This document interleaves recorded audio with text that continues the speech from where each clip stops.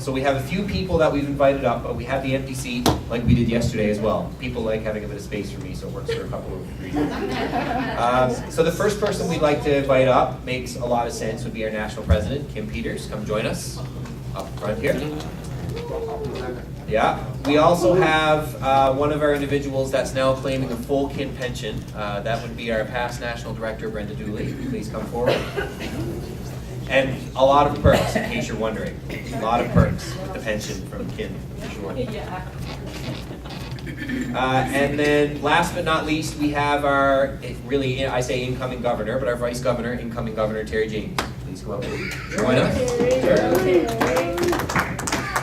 And so we also have this guy right here. And what we want to do, like we did yesterday, that worked really well, is to get some thoughts and feedback from people as we go through. This type of stuff can be seen as very cheesy, and but it's funny because Coop predominantly has made fun of all the videos I've been doing over the last few years. But you'd be surprised at how much you can learn about someone when you just sit down and have a chat with them. So that's really the intent today. When we look at leadership in the zone and in the district, that's been one of the areas in the last few years where you have those naysayers and say, the association is doomed and our clubs are going down and no one steps forward to be a deputy governor anymore. No one wants to be a vice governor anymore. Well, guess what? We have two people that do want to be vice governor next year and they're here today and they're both awesome, right? So that's not the case. And it's really about finding those opportunities, but also letting people understand what's out there. One of the things we talked about the other day with statistics was close to 90% of people that join kin join because somebody asked them. You can put all the wonderful ads in. You can put a plasma display on your canteen and shoot lasers out of it. It doesn't mean that people are going to show up at your next meeting because of your laser canteen. Okay, it's not going to happen. But what will happen is someone sitting down with you for 5 minutes and saying, you know what, I think you'd really enjoy this. I think you'd really like to come out and just check it out. And the coolest part about it, as many of us have been seeing people that kind of get involved and seeing what kin can do for them. And I could go on for hours and hours, as we all know, but that's not today. It's about the individuals to my left and hopefully about a number of you. So what I'd like to do first and kind of ask each of you is why. So the question is, why and when, maybe if you think back to kind of when you got involved in kin, what was your deciding factor to take on that first leadership role? When did you decide that being a member wasn't enough for you?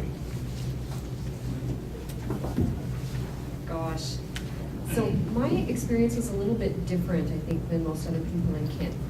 So my first meeting, I was invited because I had volunteered at a project, and we were the organization that I was then with, we were getting a little bit of money back. So I showed up at a meeting, and I couldn't say my name. I could not introduce myself. I had to get my friend to introduce me because I'd never spoken in public. I don't do that. I am too shy to do any of that thing. It was just beyond me. But I saw the energy in the room, the women in the room, and I wanted to be them. And I knew I wasn't that person. So I wanted to be in that room so that I could absorb some of that, and I wanted to see what they were going to do because they just were doing so many amazing things, and I just couldn't see myself not having that in my life, but I wasn't going to do that because I don't speak in public. I'm not that person. However, a year goes by and I'm moving out of my community and my club, and I moved to Lethbridge, and there is no Connect Club. Well, I panicked. I don't have friends. I don't have a Connect Club, and I chartered a club. I made the decision that I was going to create this club because I could not see my life without kin. And I was mentioning to Aggie that I cried every day because I don't speak to people. I was on the phone talking to people, pouring my heart out, and I'd sit down on the couch at the end of the day and I'd tell my husband that was so hard, and I'd be like, tears in my eyes, but I have to do this because I know what it is that I want to see, and I need to have this in my life, and this community needs this. So it was a very hard thing for me to do, but I am so incredibly grateful that I did that because I have a community that has a Connect Club. I have wonderful friends. We've seen so many great things happen in our community, and it's a subtle thing. I never said I wanted to do this. I don't want to be a leader, but it just happens. You surround yourself with such incredible leaders, and you just pick up on the things that you want to be, and you don't even understand where your journey is leading you until you stand up and somebody says, okay, now you're national president, you go like, wow, how did that happen? But it just happened by being part of this and talking to people who have gone through similar journeys. Awesome. Yeah. Thank you. Brenda? My situation is somewhat like Kim's. I joined Kin in 1999, and I was a member for 7 years. I had had a bad accident prior to joining Kin, and a neighbor had got me out to a meeting just to get me out of the house because I was depressed and didn't want to do anything. After 7 years, there was a lady in our club who became president. And she was very shy, very timid. I call her our butterfly. And she inspired me because I knew that if she could do it, I could do it. Because she had come out of her comfort zone, and I decided to come out of my comfort zone. And once I got into the position of president, it was just watching and seeing what the other people are doing in the association, and it was the deputy governors and watching them and how they progressed through the system. Some of them only went to be deputy governors, and they stopped at that position. Some went on and on and on and on right up the ladder. So that was my case, and I don't regret a moment of it.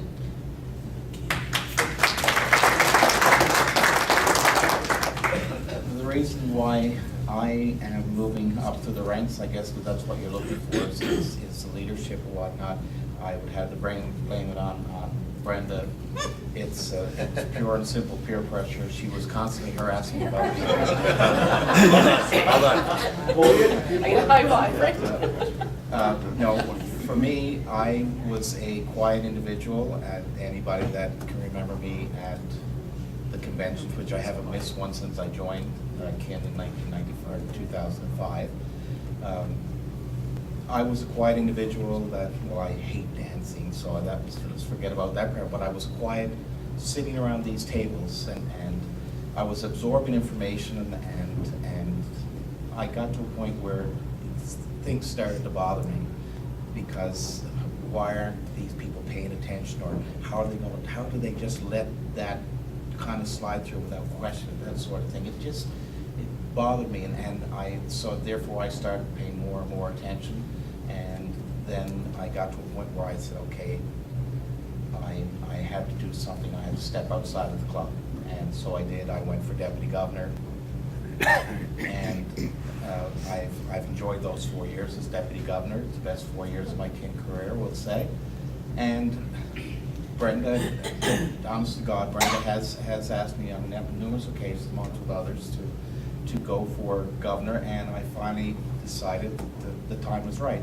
As has Al and Vicky, they've assessed their situation. The time is right. So my comfort level is to a point now where I want to move into the governor role, and it is a stepping stone for personal development. It's I can rant all day long. I can't do public speaking, but I can certainly rant on the subject. I have no problem doing that whatsoever. But truth be told, I think it was the anybody but me campaign that kind of pushes it over the The ABL campaign. Anyways, once again, I could probably go on and on with this, and you don't need to hear that, but I just, it's personal development, that if you want to move forward, you've got to get outside of the club. If you stay inside that club, you will never understand the full impact of what Kin is.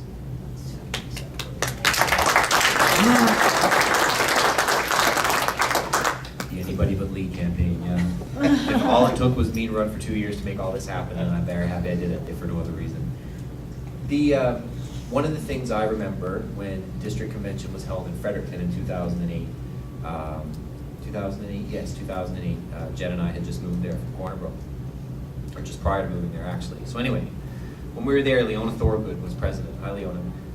And Leona is also from District 4 in Alberta, from the Stettler Cadets. And at that point, Lee Burry was kind of the member. I hadn't really done a whole lot beyond that. I was starting to look at maybe getting involved a little bit beyond the club level. But I remember very, very vividly and clearly that during the governor's ball on the Saturday night, she got up and she handed out a few cards and wanted to recognize a few individuals. And my name got called. I was participating in the Speak-Off that year. And, she took about 10 seconds, national president took about 10 seconds that Saturday night to say, Lee Burry, I think you've got potential, and I think you're going places. And that moment for me will always stand to me as, wow, like this person is the national president of Kin Canada, but she believed in me, little, 26-year-old Lee Burry at that point in time. And so that was huge. And so, I will never forget that. And if someone was to say, did that have an impact on what I've been able to do both in and out of Kin since then, I would say yes, absolutely. But a very small token on her end. So that's kind of my question, I guess, to each of you again is, how important is it for someone to believe in you? And I ask that not only kind of maybe get a little bit of a clearer picture on the path that each of you have taken, but sometimes I think for people that have been in clubs for a long time, no matter what level, you kind of look at it and you say, you know what, I've been there, I've done that, and I've kind of given all I can offer. But it's those small pieces, whether it's mentorship or simply supporting somebody else, that can really help move another generation through the ranks. So just any thoughts on that piece? So that's an interesting question. I got asked again, this weekend, that part. I honestly didn't want to be national president. It wasn't on my list. I didn't want to be the leader of this association. I didn't come out with, I've done all this and I want to be that. I didn't. That's not my personality. However, for me, what was more important was those comments from the people that I respect dearly. Those people that are mentors in my life coming up to me and saying, I see something, exactly your comment, I see something in you. And it allowed me to explore a little bit more of what I was maybe not paying attention to within myself. And it was a struggle for myself to know, can I do this? I don't know that I can do this, but all these people are telling me that I can do this, that they see something in me that I don't see in myself. And sometimes that's our biggest challenge. We're so hard on ourselves that we don't realize that we have all these gifts, and we look at some of our gifts as hindrances. But when other people come to you and point those pieces out, maybe I do have something to offer, and I think I have something to offer. And I'm a very different leader than a Lee Burry, and That's a good thing. That's a good. Well, it was a really good thing, and one of the things that I wanted to point out. No, it was a good thing because it allowed us to be symbiotic yesterday, and I asked Lee to help me at the school because I don't have children, I don't have nieces and nephews, I'm not familiar with how to speak to kids, and I wanted the moment to be really good for the kids. It's not about us and what we were doing there, it was about the children's experience. And I said, Lee, you got to help me because I don't know how to do that. And being a leader doesn't mean that you have to know everything about everything, it's just you have to pick your moments and rely on those people around you that are helpful and making the moments for everybody else. So I really appreciated that, and that was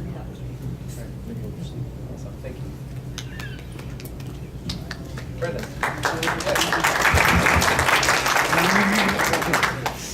My big thing was people having the confidence in me.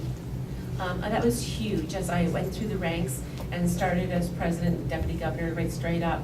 And once I got to those positions, I knew it was my job to inspire people because I'm a huge person of inspiring people. I believe that everyone in this room is capable of being a president, a deputy governor, a governor, vice governor, national president, and a national director.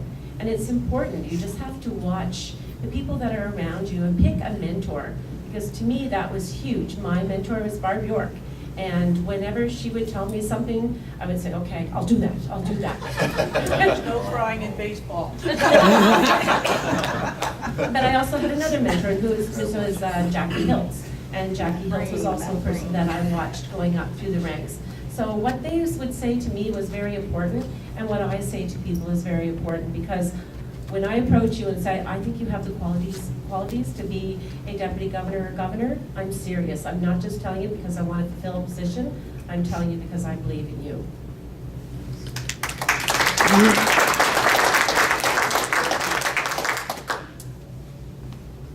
I don't think that I was doing it because people believed in me. I wanted to be the deputy governor. I wanted to be the president of the club. So I wanted to be the deputy governor. And when I take on a task, I like to see it through and really grab a hold of it and be the best that I can at that position. With regards to being the governor, it's the highest position in the district, but as I've told all of my team members, it's not me. I'm not doing this for me. We are going to do this together. I can't do this. So you're not going to. You don't put your faith in me. I am just at the top of the heap here, but faith has to win 5 people, and we will get the job done, no question, because we have the passion, the desire to do it. But don't believe in me. Just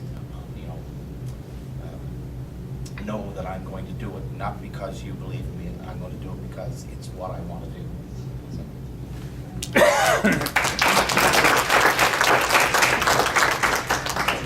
Really good point that Terry hit on is, just all the challenges that can come with any given role and how important it is to have a solid team around you. At the end of the day, you're just one person out of a full team to make that happen.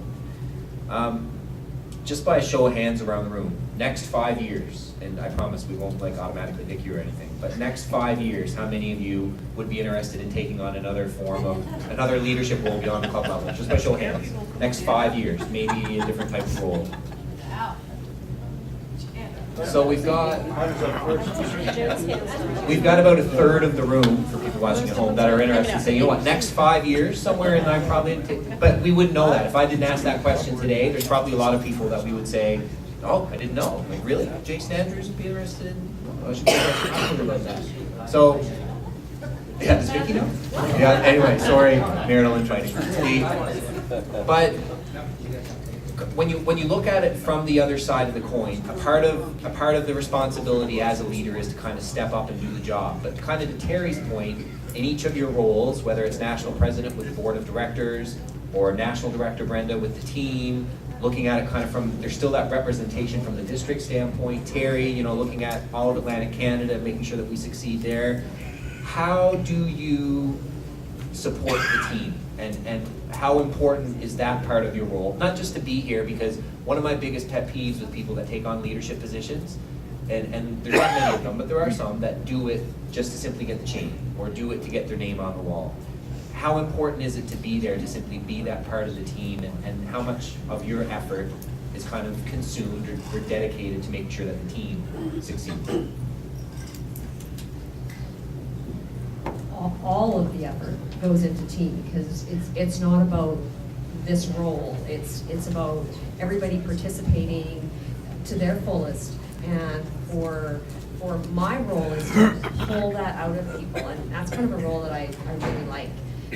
I'm not usually that person that's in the front of the room. I am now in this role, but that's not where I reside. I reside in the background, pushing people up, encouraging them to do their best. So that is one thing that leading the board that we always do. We always try and bring out everything from everybody. And now in my role again at coming across the association, traveling to meet people in clubs and across all the districts, I'm here to encourage you, and I'm here to build all of you up, because you are all part of this team. You are all part of this association.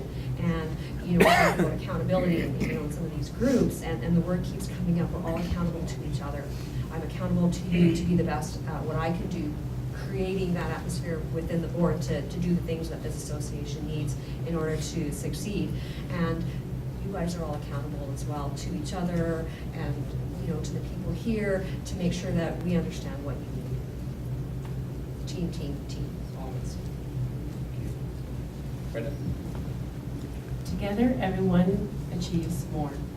And that was on the cystic fibrosis building the sick kids. And I remember seeing that on the board and saying that, all teams have to work collectively and collaboratively together.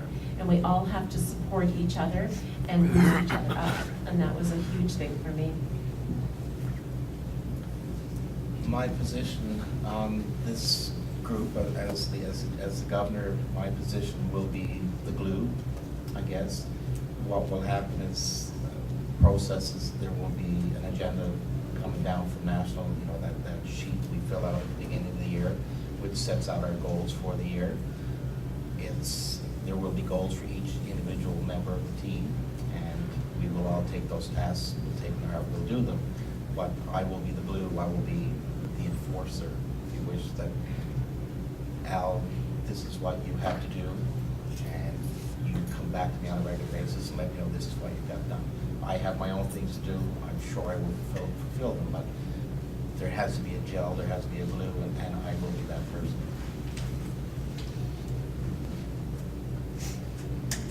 I want to talk about that again just for a second, kind of point that Terry raised. So just kind of throughout the room, if we look at some of the challenges that leaders face even in our clubs, what are some of the things, some of the difficult things that you think our leaders have to deal with at the club level, zone level, district level? Just kind of shout them out. Operations, okay, so managing cooperation, keeping people on the same page. Yeah, what else? Communication, keeping it clear, making sure everyone really understands. Getting information back from clubs. Getting information back from clubs so that you're not just making assumptions and pushing things and not understanding. Most difficult things about being a leader. Resolving issues, conflict, sometimes with friendships that you have in the club. How do you bridge those concerns? Liability, what kind of risk am I putting myself into by having to put myself out there to deal with maybe some very serious situations? Time management, family, work, kid priorities, how much do you want to do? Yeah. Personalities, yeah, good one. I see a lot of nodding on that one. Knowing when to keep your mouth shut. Knowing when to keep your mouth shut. And you know what? It's a good one that I'll raise is because... That's personalities. Yeah, it's personalities too, yeah. And sometimes it's not your place to say something, and other times you just need to let an issue go its course and then watch it and see where it goes. And it's tricky, right, navigating those things.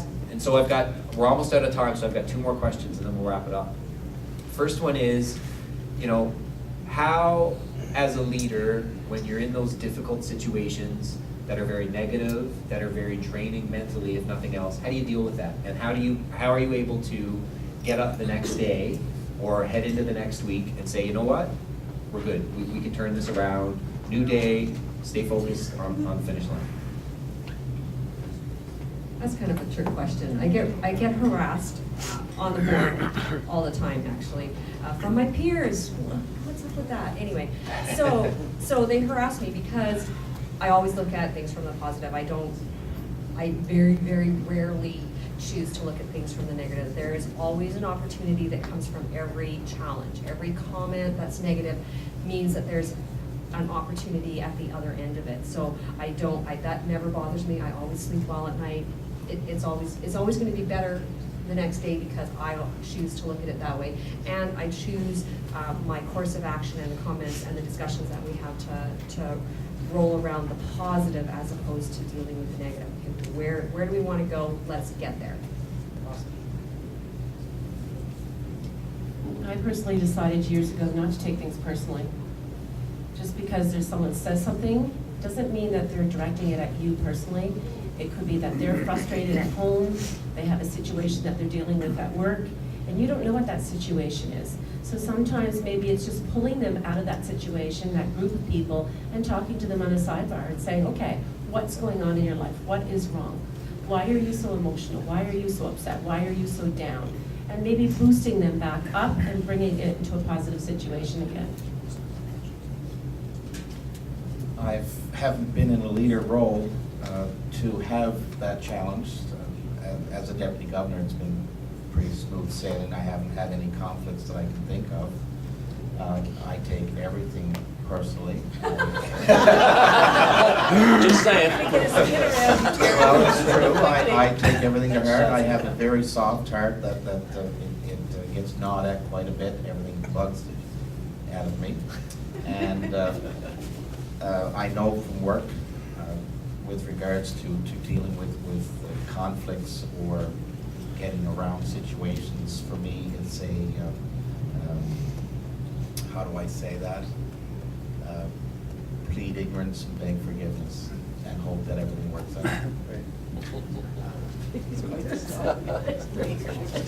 So last question, because we're closing in on time, just a very quick one. In a couple of lines or so, there's a lot of people around here that a couple of minutes ago said, look, next 5 years, I may be thinking about a different leadership role, it's probably something that I'd consider, but there's all kinds of reasons that people just mentioned as to why they wouldn't want to do that right now. If you were to offer advice to someone in a couple of lines about why it is important and why it is valuable for them to consider that next opportunity in kin, if this is their first year, if this is their first FLC, if they've been around 30 years, but they want to try it again, just a little bit of advice as to why they should take that step, what would you say? You just never know where it's gonna lead. Obviously it's led me here, which I never expected, but it's also led me to some really cool opportunities within my career, my job opportunity. I wouldn't have the exciting job that I have. The personal development that you get from this, the other things within kin. Obviously, you all know where those pieces are, but it's not just in here.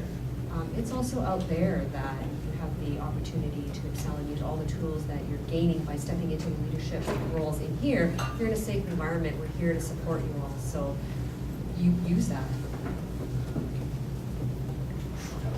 I find by being involved, it keeps me interested. It keeps me on top of things. I found when I was just a kin member, I didn't know what was going on at the district level or the national level, and I honestly didn't care. And it wasn't until I stepped into these roles that I thought of, this is really important. Why didn't I pay attention before? We talk about taking away the kin song, and I'm a huge lover of the past. I'm not a history buff. I don't like going into museums and looking at all of those different things, but I still believe in keeping the root of our association alive. And it's our logo and our objects and our aims and all of those things, internal mottos and external mottos. And for me, that was important. And I still think that everyone in the associations should step outside of their comfort zone, even if it's only once, just one time. If you've never been a president, run for president. You won't regret it. I'll go back to what we've been asking for the talent pool. I've gone to my clubs and I've simply put it to them, do you have any inkling of stepping outside the club? Do you want to do something more with the association? And it's you have no idea what the association does until you step outside and you start having to focus on the bylaws, having to focus on the processes that we do within our meetings and stuff here. If you come in as a member, you can sit in the back of the room, you can be 3 sheets to the wind if you want to be, and it's raise your hand, lower your hand, raise your hand, lower your hand, and that's about the extent of it. But once you start trying to get a handle and listening to what's going on here and get a handle on it, you kind of really want to bite off more of that. And for me, that's when I go back to the clubs, that's what I tell them. It's you have no idea what goes on if you sit in this room and just do what your meetings are. Step outside of there, and it's a fantastic world. Can I just mention one more thing? Yeah. This past year, National President Ron decided to put me on the Policies and Procedures Manual. So it was my job after the general operating bylaws were reconstructed to create this Policies and Procedures Manual. As some of you know, I am not a bylaw person at all. I absolutely hate them. I understand why they're there, but I was tasked with being the chairman of this project. And I do have to say, I learned more this past year about our association than I have ever learned. And I'm grateful for Ron for putting me on this task. Thank you very much, guys. For anybody that is thinking about it, because there's 3 leaders here, and there's all kinds of leaders with various experience throughout the room. One of the coolest things that I've seen over the time since I've been involved is we all started off going to that first meeting, right? And some of my earliest days are with the Kinsman Club of St. John's with Terry. One of the best things from a leadership standpoint here is that you have such a supportive environment, that it doesn't matter if it's the local level, the district level, the national level, people are willing to take a risk on you, and they're willing to take a risk on the ideas and the opportunities that you bring forward. And so you have this huge vehicle that exists, in your community, but right across the country, in which we have the ability to influence and impact change on those that mean most to us, right? Our family, our friends, our communities, etc. So when you leave, when you go home today, know that you've got an opportunity for your story as well, and to really make that difference. It's 3 o'clock, we're gonna wrap things up. But remember that this is Fall Leadership Conference, and hopefully this weekend, over the last 2 days, we've still got a little bit of partying to do, that everybody here has gotten something out of it, and hopefully has a little more fuel in the tank to go back, not only for yourselves, but for everybody that couldn't be here this weekend, and to go back and bring someone back with you next year.